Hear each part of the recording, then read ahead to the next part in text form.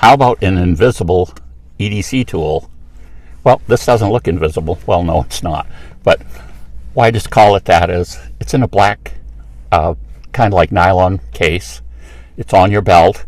And at least with this weight, this is the Leatherman Wave Plus. You don't even know you're wearing it. You know, it's not rattling around in your pocket. It's not heavy. So I've noticed even if I've set this down somewhere and then I go to a different place, I don't even notice that I set it down because, again, it's kind of what it weighs is kind of insignificant when it's melted on a belt. And at least in the state of Maine where I am, you're going to see a lot of people wearing Leathermans or something, or another brand like Gerber or you know, some of the lesser brands, or this other good brands too. But I had always wanted a Leatherman, and with one of the stimulus checks, I splurged and got a real Leatherman. I had, and I do still have, some of the Gerber tools. Oh, there was a little 2 email beeps. What are those about? Oh no, guess what I like to know. New mass shooting near Atlanta. That's no good. I'll have to look at that later.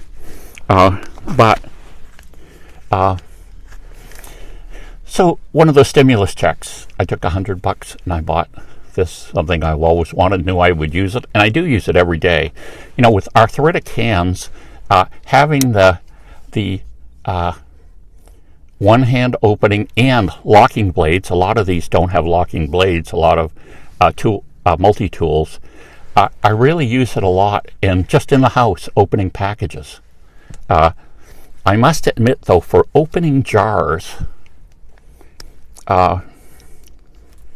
this isn't a jar opener, it's a can opener, but the space between here and here is too small. Now with the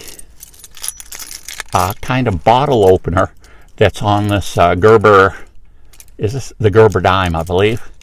That's wider, and I can get under a typical, like a pickle jar with that and pry it a little to break the seal.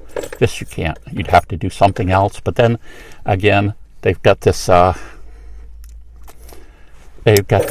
really stout screwdriver, which you can kind of use as a little bit of a pry bar, so I can do that if I have to.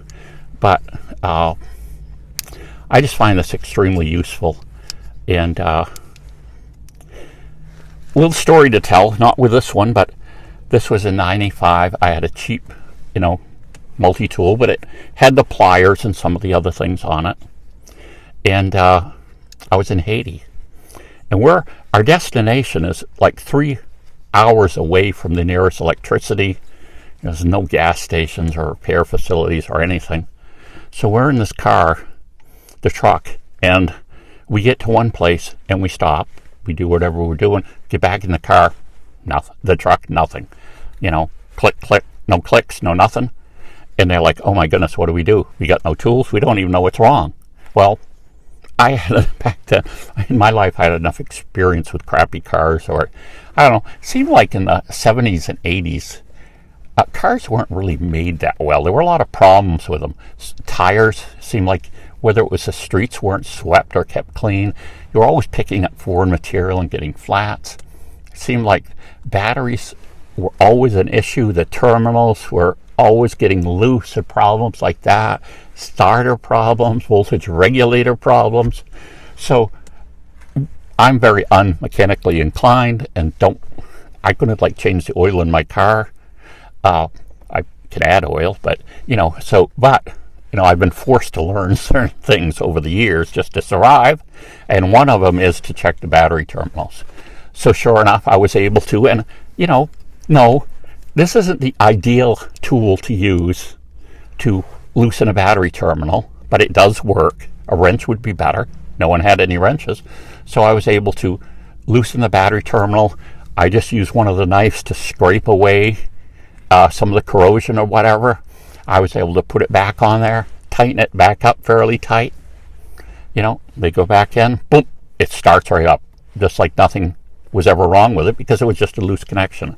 So I think looking at something like this, I think this could be useful for just about everyone to have some type of tool like this.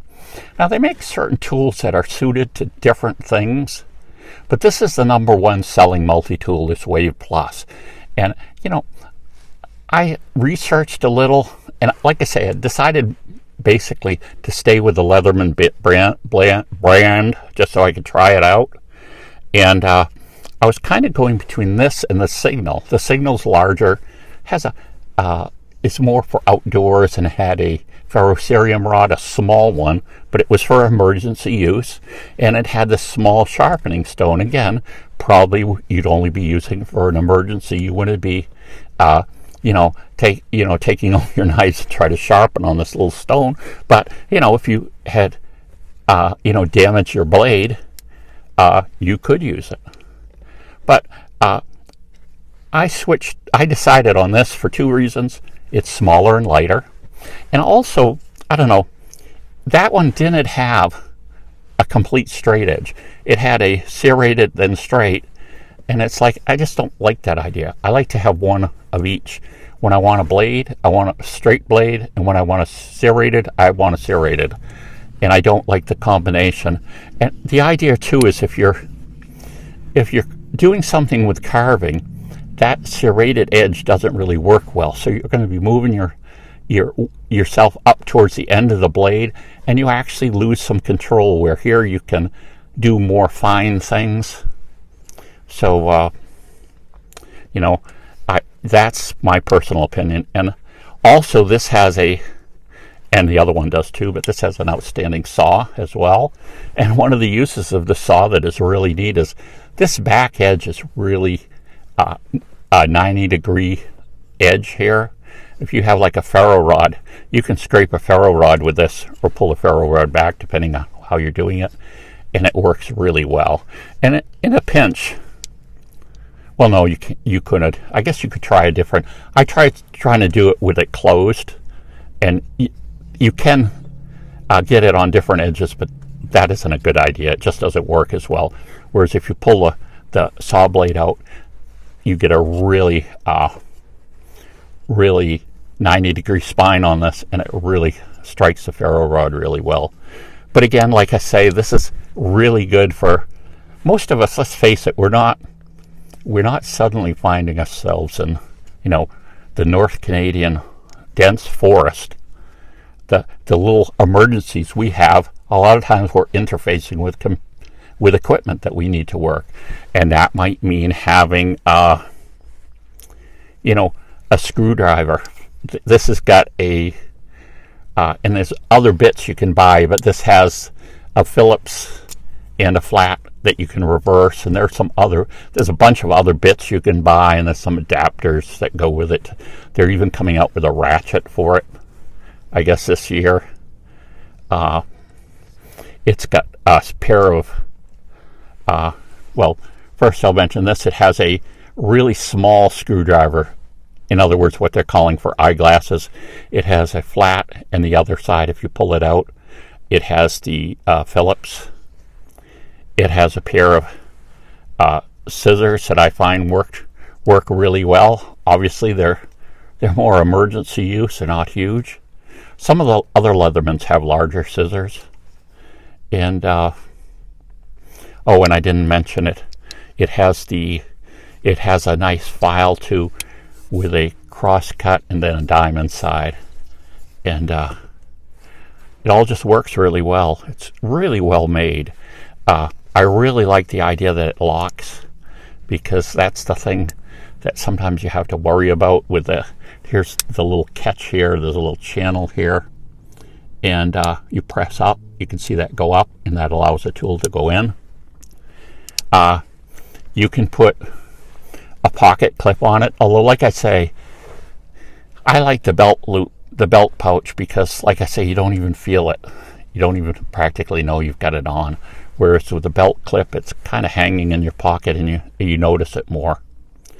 And I don't know. I wouldn't use this as a belt clip, because I found in too many situations, if you're scuffling around and think near things or branches and things can get pulled off of your belt if they just have a loop that's open on one end.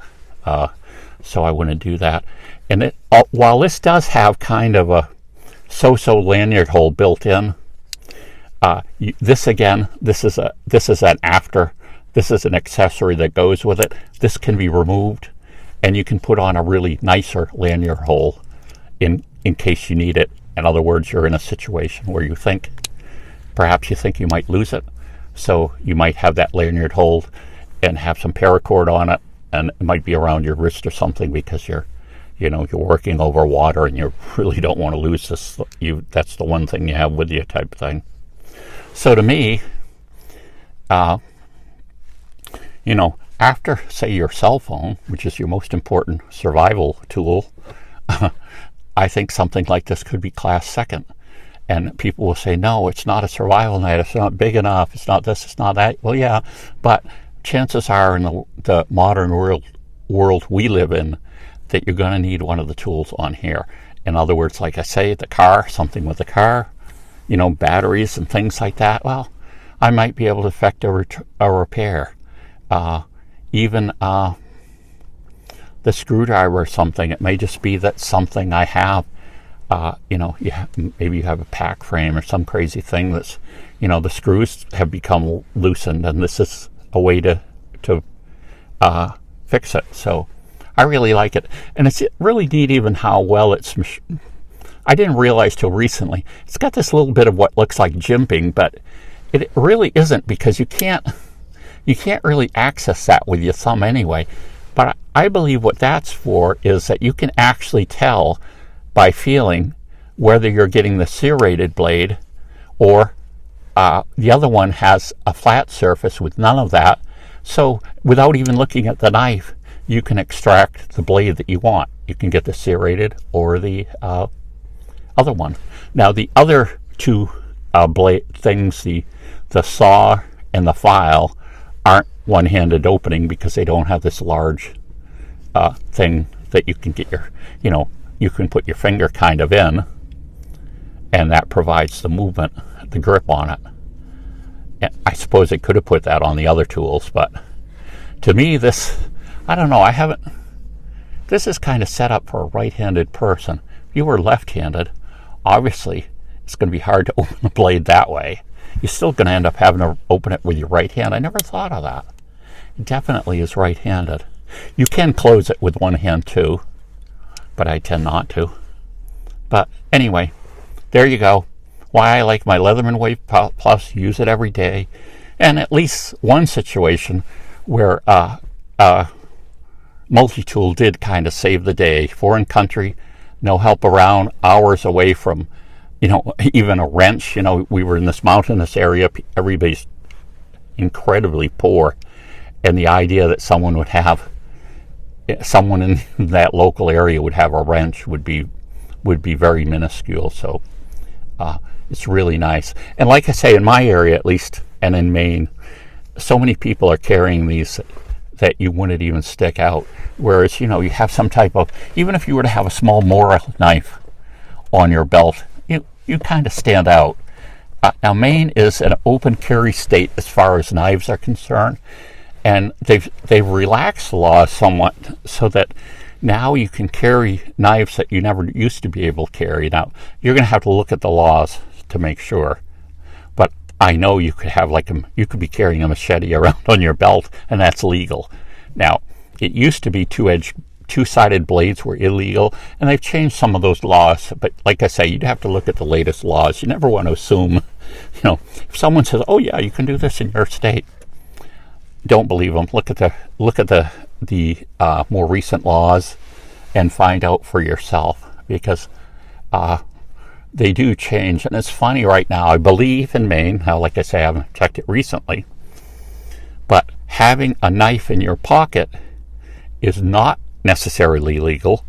Depending on the size, it's being considered concealed, where now in Maine you can have a concealed gun and it isn't illegal. So that's kind of crazy how the laws don't kind of catch up with each other. So right now in Maine, I believe you can have a concealed firearm, but you can't have a concealed knife if it's of certain specifications or whatever. But like I say, so many people have Leathermans that or Gerber's, or there's several other really top brands, plus all the incredible cheaper ones. Or I had this one I bought for Radio Shack when they're going out of business. Instead of it being 30, it was like 10. And it's kind of clunky, but it's extremely rugged. The tools are really beefy, and it's heavy, but it would obviously do the job. It didn't have as many tools, but had really nice straight blade, serrated blade, a saw, file, and the pliers. It's a plier-based tool. And anyway, tell me what you think. I think if people are interested in some idea along the everyday carry thing, it makes sense to buy something that you're actually going to use and enjoy every day. And I think to some extent a Leatherman is, because it's just so versatile. It's like you need a screwdriver, you got it on you. You need a serrated blade, you have it on you. Package opening, these, I can't believe sometimes the bags of chips even now that they have. And if you have arthritis, it almost becomes impossible to really hold that bag and open it up like when you were a young kid. That's kind of a fault of the way they're packaging things too, I believe. But there you go, Leatherman. And plier-based multi-tools in general. Of course, we aren't even discussing the whole other field of the idea of the Swiss Army knife, which generally doesn't have pliers and is more built under the theme of a folding jackknife. And some of them have, they kind of go to an extreme with one that has just like about everything they put in it. It's really kind of big and gloomy, to more sleek ones that have certain tools that you need for certain tasks. And they have quite a variation, just like Leatherman does, and Gerber and things, so that you can get the tool that you need. But again, I would say in general, at least if you think of for me, it was really important to have pliers. I really wanted pliers because, in my work experience too, where I worked, I had, again, this was a cheaper pair. It wasn't the Leatherman, but I found I used the pliers a lot in work, because we would eventually, this was when I worked in photo finishing, we would be going in to a printer, and you would be trying to do a test on the printer with you had these big rolls of paper. Sometimes they had the splices would get caught, the printer would jam, and basically you had to pull this piece of paper out of the gate that was kind of crinkled in there, and the pliers worked perfectly. So rather than say, oh my goodness, I got to get a maintenance person, I got to call a maintenance person and wait for them to grab a piece of pliers and pull these out, you had it on it, it was done and ready to go. So there you go. Tell me your experience, and especially, do you have a little story where it kind of saved the day, like this kind of dramatic story of 1995 in Haiti? Bye.